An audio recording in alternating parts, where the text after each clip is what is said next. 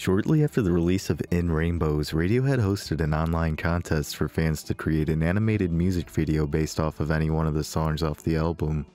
It was hosted in collaboration with Anaboom, an online animation studio specialized in independent short films, as well as the label TBD Records, who distributed the initial pressings of In Rainbow's physical release.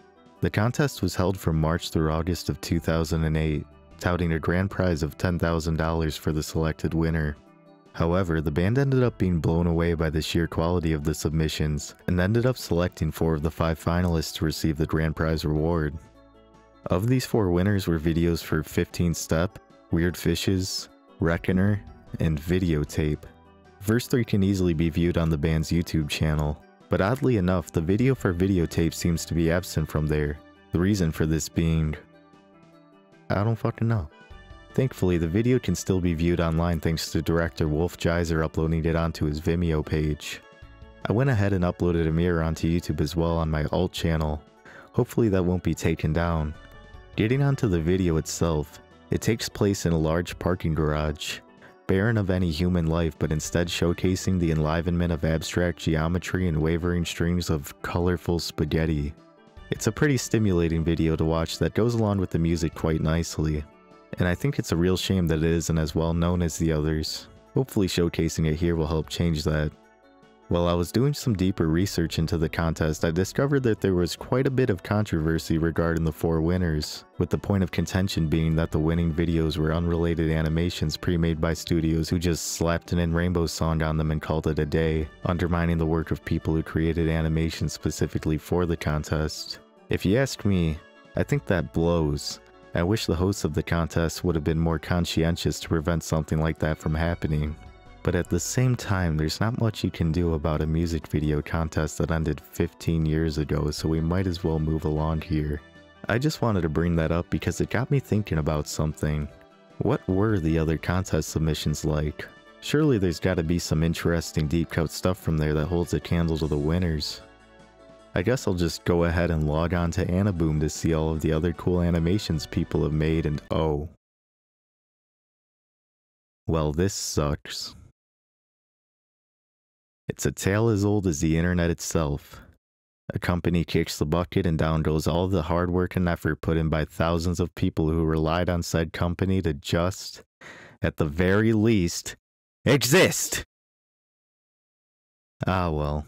At least we can still use the Wayback Machine to explore the old webpage and get a better feel for the culture surrounding the contest. The information page helps to provide a lot of insight on how exactly the competition was laid out, demonstrating that the submissions would start off as rough storyboards before being converted into a minute-long animated clip based on it. What's perhaps more interesting, and upsetting though, is on the main page for the contest here, which shows us that there is a total of 900 storyboards submitted.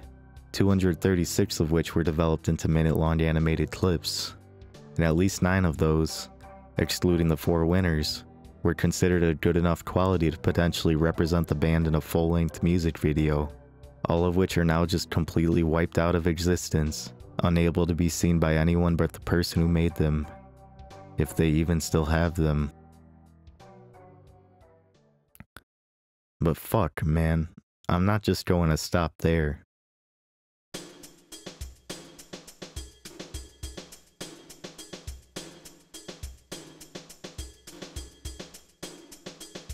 I decided to scour through the pits of YouTube to try and dig up as many of the lost storyboards as I could, using search terms that specifically yielded results of In Rainbows and Video Contest or Anaboom. Unfortunately, these results were far from perfect, as I could only salvage around 70 of the lost submissions, which doesn't even reach a tenth of the 900 total storyboards or a quarter of the video clips. But hey, this is better than nothing, right? Getting onto the actual submissions themselves, and I gotta say, I had my expectations pretty low going into these, as I mostly expected to see some roughly put together storyboards given the rules of the contest.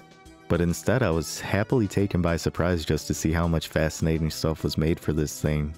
I mean, don't get me wrong, not everything here is a zinger, but a solid chunk of them were far more substantial than what I was anticipating. Some of my favorites include the Reckoner clip done by Drendaloon, Body Snatchers by Frankie Smile Show, which is the same guy that did the art for Barkley 2, which is a whole rabbit hole of a game that I can't get into right now, but highly encourage you to check out on your own. And also this video for Weird Fishes done by Big Blink, which is just fucking insane to say the least.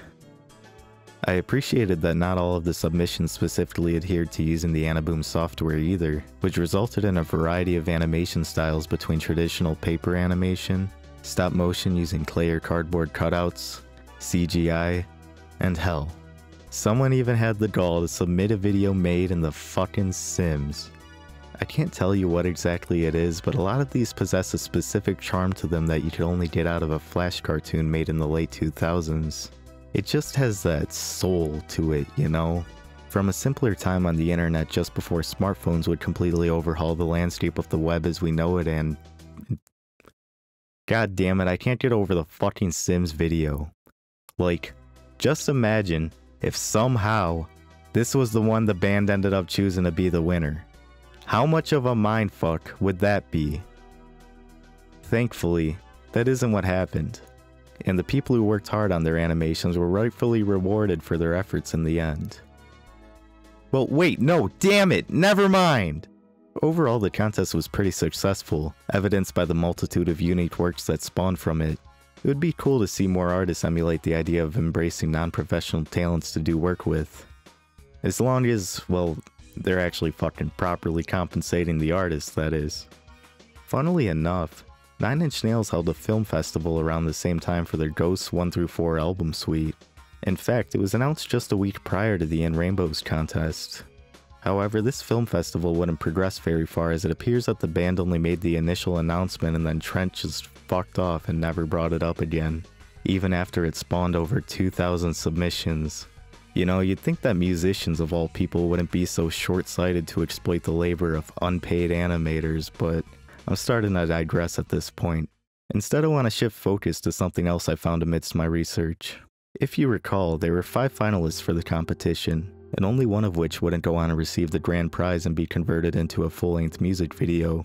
Through the Anaboom website, I was able to discover that this was a video for Reckoner done by the studio Video Group. Of course, since this was through the Wayback Machine, I wasn't able to view the video itself, but I was able to track down the studio's own website and thankfully they had it hosted there as a download. The video depicts a red puppet figure staring at some smoke and lights on their desk, eventually becoming so transfixed by it that it overtakes their room and transports them into a green screen. Yeah, clearly this was still a work in progress. And it's unlikely that it'll ever see completion after it didn't win the competition, but I still think it's really cool for what we have of it. Like the videotape clip, I also have this uploaded on my alt channel if you want to view it for yourself. I honestly don't know how many people actually care about some random cartoons that didn't win an internet contest for some band 15 years ago, so if you're still watching this, then major kudos to you.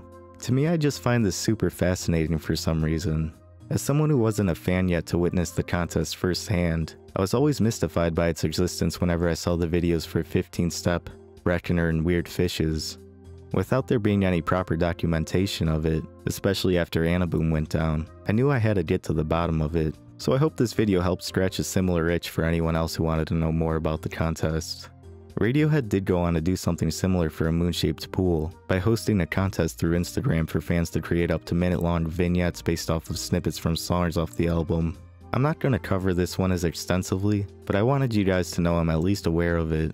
As with the In Rainbows contest, lots of cool work came from this too. If you've ever seen any memes with those creepy business guys running through a dark road, well, surprise surprise, it came from a winner for a Radiohead contest. That being the video for Tinker Tailor. My personal favorite though has gotta be the Glass Eyes video by Weirdcore. I just find that one to be really mesmerizing. Now to briefly cap this off, I tried to cover the contest as thoroughly as I could, but without being there in the moment, I don't doubt that there's some things I might have gotten wrong or other crucial details I might have left out entirely. If any of you watching this were around for the contest, or may even have some lost submissions that didn't make their way onto YouTube, then let me know in the comments. It'd be cool to have some first-hand insight into the whole thing, as well as some more animations to add to the archive. It'd be really neat if we could track down the rest of the semi-finals one day. Whoa, holy shit! A dancing tiger and a carnivorous tube sign? Now that's something I gotta see. Oh yeah.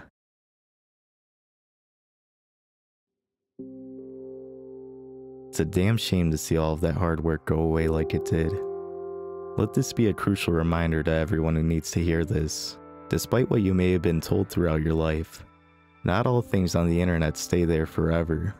It's too often a case where many important events in internet history simply just disappear due to servers being shut down or randomly getting deleted.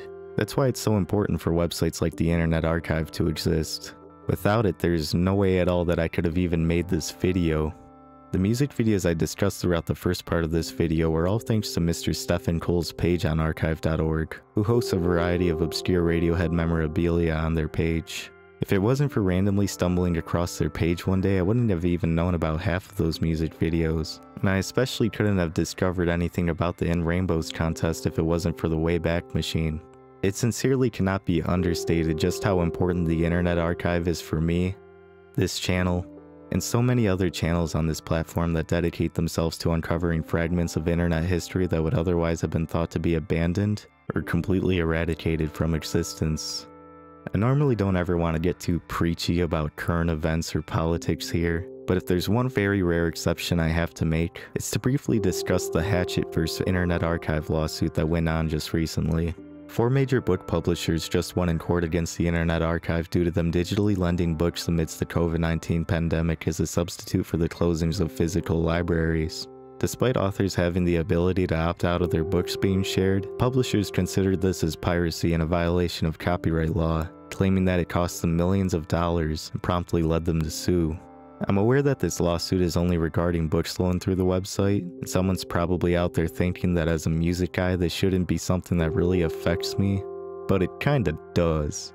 I just can't help but seeing this as a case of giving an inch and taking a mile. Should book publishers be successful in removing their content from the Internet Archive, then there's no doubt in my mind that it would open the floodgates for all other sorts of media publishers to go after the Internet Archive and get even more content taken down from there, leading the site to become barren of preserved content, or at the very worst, taken down entirely. Thankfully, this isn't the last laugh for greedy book publishers. The Internet Archive has plans to appeal the court decision and regain their rights to preserve media as it should be, given that major corporations have proven time and time again that they not only fail, but outright refuse to do so. I want to hope that this will all go down as a nothing burger in a few years, and the Internet Archive will remain unscathed from the incident, but there really is no predicting the future on this sort of thing. So should shit go south, I'm gonna really dig it into you again that you should download and archive every last thing on the internet that's important to you. You're just never going to know when a piece of internet media you cherish will simply vanish out of nowhere, never to be recovered. And there's really only one guaranteed method you can do to prevent something like that from happening. So make sure you do that.